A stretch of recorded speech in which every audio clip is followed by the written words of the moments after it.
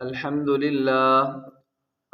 لله وكفى والصلاة والسلام على من لا نبي بعده أما بعد فأعوذ بالله من الشيطان الرجيم بسم الله الرحمن الرحيم قل من يكلؤكم بالليل والنهار من الرحمن بل هم عن ذكر ربهم معرضون أم لهم آلهة تمنعهم من دوننا لا يستطيعون نصر أنفسهم ولا هم منا يصحبون بل متعنا هؤلاء وآباءهم حتى طال عليهم العمر أفلا يرون أنا نأتي الأرض ننقصها من أطرافها أفهم الغالبون صدق اللہ العظیم۔ میرے معزز سامعین و ناظرین اکرام، آج 8 جولائی 2023 اور 20 ذی الحجہ 1444 ہجری کے اس درس قرآن میں نے آپ کے سامنے سورۃ الانبیاء کی آیت نمبر 42 سے آیت نمبر 44 تک، آیت نمبر 42 سے آیت نمبر 44 تک آیات تلاوت کرنے کی سعادت حاصل کی ہے۔ ان آیات میں اللہ رب العزت اپنی توحید کا ذکر فرماتے ہیں اور ایک سوالیہ انداز میں مسئلہ توحید کو سمجھاتے ہیں کہ ساری کائنات کو پیدا کرنے والی ذات بھی اللہ تعالیٰ کی ہے اور اس ساری کائنات کا نظام چلانے والی ذات بھی اللہ تعالیٰ کی ہے۔ اسی اللہ تعالیٰ کے اگر فرما بردار بنیں گے اور جو اللہ تعالیٰ نے انبیاء اکرام علیہم السلام بھیجے ہیں ان کی تعلیمات پر چلیں گے تو تب ہی اللہ رب العزت کی رحمت کے مستحق بن سکیں گے۔ اگر اللہ تعالیٰ کے احکامات کی نافرمانی کریں گے یا اپنے پیارے نبی حضرت محمد مصطفیٰ صلی اللہ علیہ وآلہ وسلم کی اطاعت نہیں کریں گے تو کوئی دنیا کی طاقت ایسی نہیں ہے جو ہمیں اللہ تعالیٰ کے عذاب سے بچا سکے۔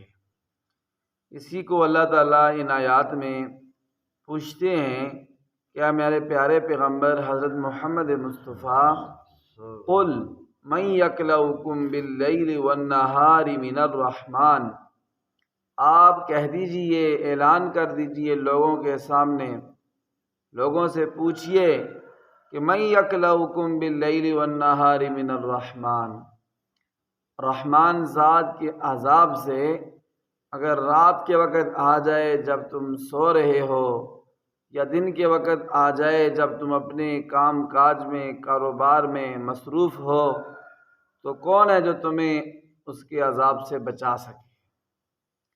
تم اس کی نافرمانیاں کر رہے ہو، اپنے خالق و مالک کو ناراض کر رہے ہو اور اس کے احکامات کو نہیں بجا لاتے ہو، بات نہیں مانتے ہو، اطاعت نہیں کرتے ہو، اس کے ساتھ شریک ٹھہراتے ہو، نافرمانیاں کرتے ہو۔ جب اللہ کا عذاب آ گیا تو پھر تمہیں کون بچائے گا؟ کوئی ہے تو جو تمہیں بچا سکے؟ اللہ فرماتے ہیں بل ہم عن ذکر ربہم معرضون، بلکہ یہ تو اپنے رب کے ذکر سے منہ موڑے ہوئے ہیں۔ کیسے ہدایت حاصل کریں گے، کیسے سیدھے راستے پر آئیں گے، کیسے یہ صراط مستقیم پر چلیں گے؟ ان کا تو رخ ہی الٹا ہے۔ انہیں چاہیے اپنے رب کی طرف اپنا رخ سیدھا کرے، اپنے قرآن کی طرف اپنا رخ سیدھا کرے، اپنے پیارے نبی حضرت محمد مصطفیٰ صلی اللہ علیہ وآلہ وسلم کی طرف اپنا رخ سیدھا کریں اور ان سے ہدایت حاصل کریں۔ یہ الٹے چل رہے ہیں، انہوں نے اپنے رب کے ذکر سے ہی منہ موڑا ہوا ہے۔ جب رب کی یاد سے ہی بندہ منہ موڑ لے تو پھر اس کو نہ ہدایت مل سکتی ہے اور نہ کوئی اس کو اللہ تعالیٰ کے عذاب سے بچا سکتا ہے۔ ام لہم آلہۃ تمنعہم من دوننا، اللہ فرماتے ہیں کیا ان کے پاس کوئی اور خدا ہیں، کوئی اور معبود ہیں جو ان کو ہمارے سوا ان کی حفاظت کریں گے؟ ہمیں چھوڑ کر کوئی ان کے اور خدا ہیں جو ان کی حفاظت کریں گے؟ جو انہیں مورتیاں بت اپنے ہاتھوں سے تراش کر ان کی مورتیاں بنا کر سامنے رکھی ہوئی ہیں، ان کے آگے جھکتے ہیں، سجدے کرتے ہیں، ان سے اپنی منتیں مرادیں مانگتے ہیں، تو کیا وہ ان کی حفاظت کریں گے اللہ تعالیٰ کے عذاب سے؟ اللہ تعالیٰ فرماتے ہیں لا یستطیعون نصر انفسہم، وہ تو اپنی ذات کی بھی مدد نہیں کر سکتے۔ اگر ان پر اللہ تعالیٰ کا عذاب آ جائے ان مورتیوں پر، تو وہ تو اپنی جان نہیں بچا سکتے، تو وہ ان کی کیسے مدد کریں گے؟ جیسے جب حضرت ابراہیم علیہ السلام نے کافروں کی رکھی ہوئی مورتیوں کو توڑا، کراڑے کے ساتھ ان کو ریزہ ریزہ کیا، ٹکڑے ٹکڑے کیا، تو بڑا جو خدا تھا اس کے کندھے پر کلاڑا رکھ دیا۔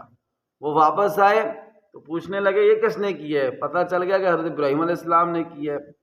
بلایا گیا، جب ان سے پوچھا گیا، انہوں نے کہا مجھ سے کیا پوچھتے ہو، یہ تمہارے خدا ہیں، تمہارے معبود ہیں، انہی سے پوچھ لو کہ ان کا یہ حشر کس نے کیا۔ کہتے ہیں یہ تو بات نہیں کر سکتے ہیں۔ کہا کہ تمہارے کیسے خدا ہیں جو اپنی حفاظت بھی نہیں کر سکتے ہیں، یہ تمہاری حفاظت کیا کریں گے؟ اسی بات کو اللہ ذکر فرماتے ہیں کہ لا یستطیعون نصر انفسہم، وہ تو اپنی جانوں کی بھی حفاظت نہیں کر سکتے، اپنی ذات کی مدد نہیں کر سکتے، تمہاری مدد کیسے کریں گے؟ ولا هم منا یصحبون، اور نہ ہماری مدد، ہماری رحمت ان کے شامل حال ہے، ہماری کوئی مدد ان کے ساتھ نہیں ہے، کوئی رحمت ان کے ساتھ شامل حال نہیں ہے۔ بل متعنا ہؤلاء وآباءهم، اللہ تعالیٰ فرماتے ہیں ہم نے ان مشرکین کو بھی اور ان کے باپ دادا کو بھی دنیا کا ساز و سامان عطا کیا۔ جو کچھ بھی ہمارے پاس ہے وہ اللہ تعالیٰ کا عطا کرتا ہے، ہمارا ذاتی کمال کوئی نہیں ہے۔ یہی نہیں ہے کہ ہمارے ذاتی کمال کی وجہ سے ہمارے پاس جو کچھ ہے وہ ہم نے اپنی ذاتی کمال کی وجہ سے، ذاتی کمال کے بل بوتے پر ہم نے کمایا ہے، بلکہ جو بھی ہمارے پاس ہے یہ سب اللہ تعالیٰ کی رحمت ہے۔ کیا ہے جی؟ اللہ تعالیٰ کی رحمت ہے، اور اللہ تعالیٰ کا عطا کرتا ہے۔ حقیقی مالک اس کے اللہ تعالیٰ ہے، ہماری جان کے بھی، ہمارے مال کے بھی، ہماری عزت آبرو کے بھی حقیقی مالک کون ہے؟ اللہ تعالیٰ ہیں۔ اللہ تعالیٰ فرماتے ہیں ہم نے دنیا کا تھوڑا بہت ساز و سامان دے دیا ان کو، ان کے باپ دادا کو، یہاں تک کہ حتیٰ طال علیہم العمر، کافی عرصہ گزر گیا، ان کو مال و دولت دیا تھا، تو یہ سمجھ بیٹھے کہ یہ جو مال و دولت ہے یہ اس کے مالک ہم ہیں، اور یہ ہمیں ہمارے ذاتی کمالات کی وجہ سے مل رہا ہے، یا یہ سمجھنے لگے کہ یہ تو ہمارا حق بنتا ہے، یہ ہمارا حق بنتا ہے، ہمارا استحقاق ہے۔ تو اللہ تعالیٰ فرماتے ہیں ایسی بات نہیں ہے۔ افلا یرون انا نأتی الارض ننقصها من اطرافها، کیا وہ دیکھتے نہیں ہیں کہ ہم ان کی سائڈوں سے ان کی زمین کم کر رہے ہیں؟ اطراف سے، سائڈوں سے زمین کم کرنے کا کیا مطلب ہے؟ مطلب یہ ہے کہ مشرکین مکہ کا پہلے اثر و رسوخ تھا، حتیٰ کہ خانہ کعبہ شریف بیت اللہ پر بھی ان کا قبضہ تھا، بیت اللہ کے اندر انہیں بہت مورتیاں رکھی ہوئی تھیں، ننگے ان کا طواف کرتے تھے، ان کے سامنے اپنی حاجتیں منتیں مرادیں مانگتے تھے ان مورتیوں سے اللہ تعالیٰ کو چھوڑ کر۔ تو ان کا کنٹرول ختم ہونا شروع ہو گیا، خانہ کعبہ شریف پر اور مکہ مکرمہ پر، مدینہ طیبہ پر ہم نے اپنے پیارے نبی حضرت محمد مصطفیٰ صلی اللہ علیہ وآلہ وسلم کو حکومت عطا فرما دی، اور سائنوں سے بھی اسلام پھیلتا گیا، مسلمان لوگ اسلام میں فوج در فوج داخل ہونا شروع ہو گئے، تو ان مشرکین کا اثر و رسوخ کم ہوتا جا رہا ہے۔ تو پھر کیسے یہ اللہ تعالیٰ کے عذاب سے بچ سکیں گے؟ افہم الغالبون، اور کیسے یہ غالب آئیں گے؟ کیا وہ غالب آئیں؟ غالب نہیں آئیں گے بلکہ مغلوب ہو جائیں گے۔ تو اس لیے انہیں چاہیے کہ اسلام قبول کر لیں اور اپنے اس شرکیہ اور کفر و شرک والے مذہب کو چھوڑ دیں، اور اللہ تعالیٰ کی وحدانیت اور اللہ تعالیٰ کی توحید کا اقرار کریں، اور حضرت محمد مصطفیٰ صلی اللہ علیہ وآلہ وسلم کی غلامی میں آ جائیں، تو پھر ہی اللہ تعالیٰ کے عذاب سے بچ سکتے ہیں، ورنہ اس کے علاوہ اس کا اور کوئی راستہ نہیں ہے۔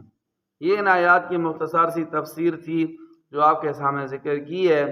اس سے ہمیں یہ سبق ملتا ہے کہ ہم سب اللہ تعالیٰ کے فرمانبردار بن جائیں، اور اپنے پیارے نبی حضرت محمد مصطفیٰ صلی اللہ علیہ وآلہ وسلم کی اطاعت کرنے والے بن جائیں۔ اگر ہم ایسے بن جائیں گے، دنیا میں بھی اللہ تعالیٰ کی رحمتیں ہمارے اوپر نازل ہوں گی، اور اللہ تعالیٰ آخرت میں بھی، دنیا میں بھی، آخرت میں بھی ہمیں اپنے عذابوں سے محفوظ فرما دیں گے۔ اور اگر ہم ایسا نہیں کریں گے تو پھر دنیا میں بھی کوئی اللہ تعالیٰ کی رحمت ہمارے ساتھ نہیں ہوگی، بلکہ دنیا میں بھی اللہ تعالیٰ کا عذاب آ سکتا ہے، اور آخرت کا عذاب تو یقینی ہے۔ اب ان آیات کا ترجمہ سماعت فرمائیں۔ اعوذ باللہ من